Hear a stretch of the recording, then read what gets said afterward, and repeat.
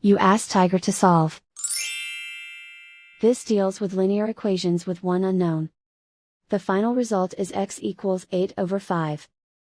Let's solve it step by step. Group all x terms on the left side of the equation. Add 3x to both sides. Group like terms. Simplify the arithmetic. Group like terms. Simplify the arithmetic.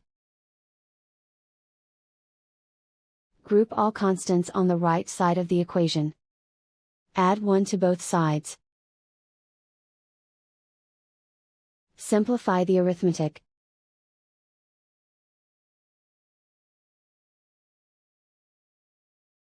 Isolate the x. Divide both sides by 5. Simplify the fraction. And so the final result is x equals 8/5.